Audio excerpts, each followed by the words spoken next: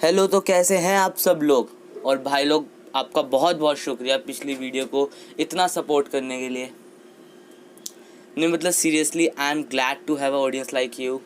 तो आज मैं वापस आ गया हूँ लेके कुछ बढ़िया खबरें, और हम आज फिर करेंगे उन बातों पर बकैती और करेंगे उनका पूरा अध्ययन। इतना मुश्किल शब्द।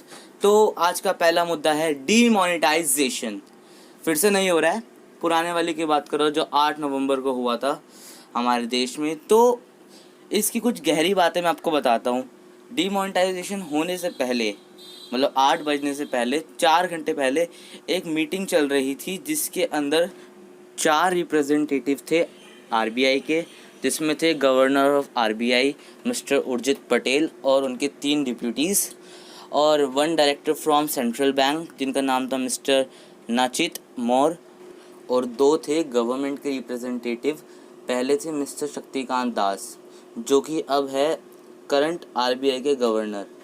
यार, आपको इसके अंदर कोई स्कैम जैसा नहीं लगता? मतलब जो पहले गवर्नमेंट के रिप्रेजेंटेटिव थे अब वो आरबीआई के गवर्नर बन चुके हैं। इसके अंदर एक बहुत तगड़ी स्टोरी है जो मैं आपको किसी और दिन बताऊंगा। तो दूसरे हैं जो मिस अंजलि चिब दुगल। यार, वो फिल्म थी ना धड़कन, सेम उसकी ऐसी प्रोनाउंसिएशन है, अंजलि। और 3 थे इंडिपेंडेंट डायरेक्टर्स। तो गाइस, आरबीआई ने कभी भी डीमोनेटाइजेशन को सपोर्ट नहीं किया था। उनके हिसाब से अगर गवर्नमेंट का main focus through demonetisation black money है, उसको हटाना है या फिर उसको वापस आरबीआई के पास वापस लाना है, तो उनके हिसाब से उस मनी पे कभी भी डीमोनेटाइजेशन का असर नहीं हो पाएगा जो कि फिक्स एसेट में चेंज हो चुकी है, जैसे कि गोल्ड, बिल्डिंग या एक्सेट्रा। डीमोनेटाइजेशन का फ़र्क या इफ़ेक्ट सिर्फ उन्हीं पे पड़ेगा जो कि लिक्विड फॉर्म में है, यानी कैश की फॉर्म में है। लेकिन खैर, इस बात पे किसी ने ध्यान नहीं दिया और 8 तारीख को मोदी जी आए और उन्होंने डीमोनेटाइजेशन का ऐलान किया और 500 और 1000 के नोट हमेशा के लिए बंद हो गए। 8 तारीख से पहले आरबीआई के हिसाब से 15.41 लाख करोड़ के 500 और 1000 के नोट सर्कुलेशन में थे। तो जब डीमोनेटाइजेशन हुआ, अप्लाई हुआ, उसके थोड़े दिनों बाद गवर्नमेंट के हिसाब से 3 लाख करोड़ के 500 और 1000 के नोट गवर्नमेंट के पास नहीं आए। लेकिन थोड़े दिनों बाद न्यूज़ आई कि ये अमाउंट भी रिकवर हो गया है, और उन्होंने बोला कि डीमोनेटाइजेशन एक लॉन्ग टर्म प्रोसेस है। तो जैसे जैसे लोगों को याद आएगा कि उन्होंने पैसे कहाँ कहाँ छुपा के रखे थे, गद्दे जैसे जैसे फटेंगे, तकिए जैसे जैसे फटेंगे, तो वो अपने पैसे आके आरबीआई में जमा करा देंगे। तो ये एक लॉन्ग टर्म प्रोसेस है। लेकिन अब तो बहुत ही टाइम गुजर चुका है और अब मेरे पास कुछ एग्जैक्ट अमाउंट मिल चुके हैं। तो 15.41 लाख करोड़ के नोट 8 तारीख से पहले सर्कुलेशन में थे। तो अब तक उन टोटल अमाउंट के जो नोट उनको मिल चुके हैं वो है 15.31 लाख करोड़, और जो पैसे नहीं मिले हैं वो है 10,720 करोड़ रुपए। तो उनके हिसाब से 99.30% करेंसी उनके पास वापस आ चुकी है। तो गाइज़, ये अमाउंट तो आपको ईज़िली गूगल पे मिल जाएंगे, लेकिन कुछ ऐसे अमाउंट्स जो आपको नहीं पता। तो जो खर्चा गवर्नमेंट का हुआ था डीमोनेटाइजेशन अप्लाई करने में, यानी 2000 और 500 के नए नोट प्रिंट करने में, वो अमाउंट था 7,965 करोड़ रुपए। और 55 लोगों ने ये न्यूज़ सुनते ही अपने प्राण त्याग दिए। और कुल लोग जो डीमोनेटाइजेशन के वजह से जिनकी मृत्यु हुई, उनका आंकड़ा है 82 लोग। तो 82 लोग डीमोनेटाइजेशन की वजह से मरे और 55 लोगों ने न्यूज़ सुनते ही अपने प्राण त्याग काम दिए। करती है और लोग सुबह से ही लाइनों में आके खड़े हो जाते हैं। लोगों से बात करते हैं कि इतनी ठंड में भी लोग यहाँ खड़े हैं। ये बताइए कि ठंड बढ़ गई है, बावजूद इसका आपको लाइनों में खड़ा होना पड़ रहा है। अरे मत बता रहे हो करे चलिए, ये शायद सुनते नहीं हैं।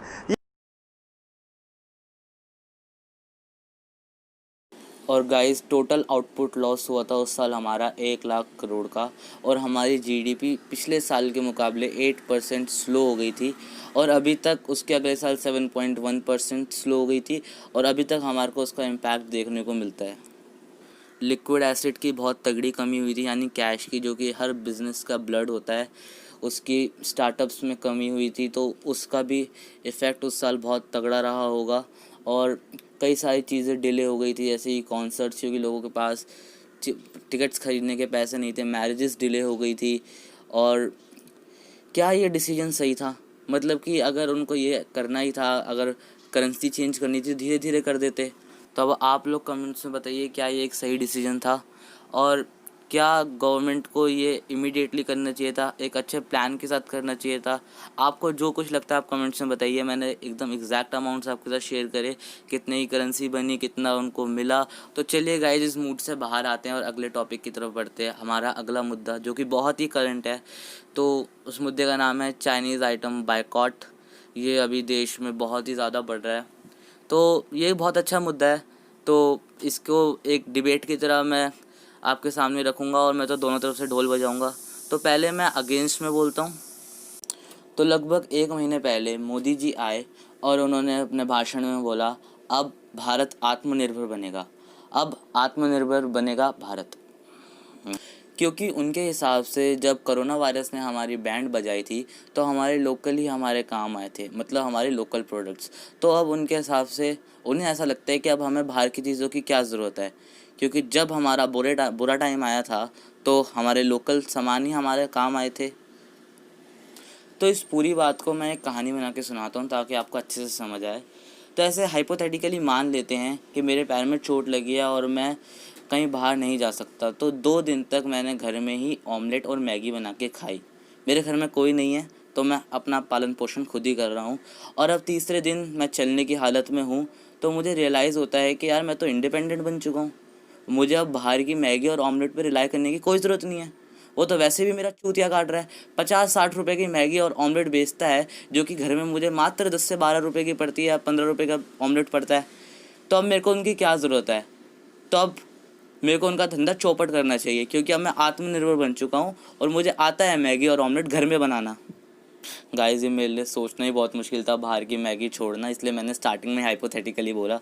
खैर अनुपम, खैर ये बिल्कुल संभव नहीं है हमारे लिए कि ऐसे ही हम चाइनीज़ आइटम को एकदम से बायकॉट कर दे। हमने 1991 से लेके 2020 तक ग्लोबलाइजेशन के अंदर एक अच्छे तरीके से ढक चुके हैं। 29 साल हो चुके हैं हमें ग्लोबलाइजेशन अपनाए हुए।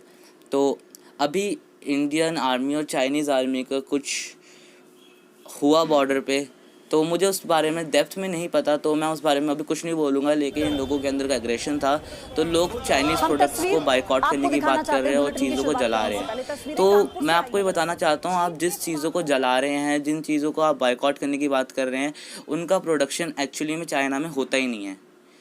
ये बात मैं आपको ऐसे समझाता हूँ कि जब मूवी आई थी सुई धागा, ये उसका सीन है।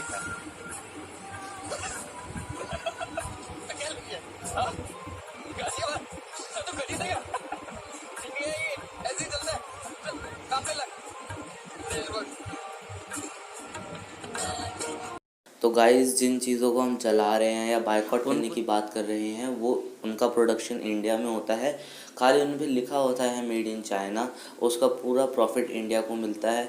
हमारे यहाँ पे एम्प्लॉयमेंट जनरेशन। आपको बताता हूँ, जिन ऐप्स को आप लोग बायकॉट करने की बात हमेशा ही करते हैं, जो हमेशा ट्रेंड में रहता है कि इसको तो बायकॉट कर ही देते हैं, तो वो जो मेनली जो चाइनीज़ ऐप्स है उनका नाम है Zoom app, CamScanner, Xender, TikTok, share it, beautiful plus, UC browser, Likee और एट्सेट्रा। तो गाइज़, हम इनको भी अभी एकदम से बायकॉट नहीं कर सकते, क्योंकि अभी तक हमारे पास इनके ऑल्टरनेटिव्स नहीं हैं। इनके ऑल्टरनेटिव इंडिया बना रहा है, उन पे काम चल रहा है, वो डेवलप हो रहे हैं, लेकिन अभी इतने अच्छे से डेवलप नहीं हुए हैं। अगर अभी हमने इनको, अगर लोगों को फोर्स करके, लोगों को टैग करके अगर हमने इनसे बायकॉट करवाया, तो हम ही लोग अनएम्प्लॉयमेंट की ओर बढ़ेंगे। जिन लोगों को इनसे फ़ायदा हो रहा है, जो लोग एडवर्टाइजमेंट कर रहे हैं इन पे, या इनका अलग अलग तरीके से यूज़ कर रहे हैं अपनी इनकम जनरेशन करने के लिए, उनकी इनकम बंद हो जाएगी और हमारे देश को ही इससे नुकसान होगा। मोदी जी ने कहीं नहीं कहा कि आप लोग बायकॉट कीजिए या फिर कुछ भी ऐसा काम कीजिए अभी इस स्टेज पे, क्योंकि अभी उनको आत्मनिर्भर की बात करे हुए 1 महीना ही हुआ है। तो गाइज़, अब मैं आपके साथ एक रिपोर्ट शेयर करता हूँ जिससे आपको पता चलेगा कि चाइना का मेन प्रॉफिट कैसे होता है। तो ये रिपोर्ट पब्लिश किया है गेटवे हाउस ने। तो चाइना का $4 बिलियन का इन्वेस्टमेंट इंडियन स्टार्टअप्स में है, और अलीबाबा ग्रुप्स का अब तक का इन्वेस्टमेंट बिग बास्केट में $250 मिलियन का है, Paytm.com में $400 मिलियन का है, पेटीएम मॉल में $150 मिलियन का है, जोमेटो में $200 मिलियन का है और स्नैपडील में $700 मिलियन का है। तो गाइस, क्या हम इन सब चीज़ों को बायकॉट करने की सोच सकते हैं? और बताता हूँ, टेंसेंट होल्डिंग का अब तक का इन्वेस्टमेंट बायजूस में $50 मिलियन का है, ड्रीम 11 में $150 मिलियन का है, फ्लिपकार्ट में $300 मिलियन का है, हाइक मैसेंजर पे $150 मिलियन का है, ओला में $500 मिलियन का है और स्विगी पे $500 मिलियन का है। तो ये इंडिया के कुछ स्टार्टअप्स हैं जिसपे चाइना ने बहुत अच्छी खासी इन्वेस्टमेंट कर रखी है और उनको इससे लगातार प्रॉफिट मिलता है। चाइना के पास अच्छे खासे नंबर ऑफ़ स्टेक्स है इन सब स्टार्टअप्स में, तो उनको लगातार इन सब से प्रॉफिट मिलता रहेगा और हम इन चीज़ों को बायकॉट करने की कभी बात ही नहीं करेंगे। अभी मैं आपके साथ और डेटा शेयर करता हूँ।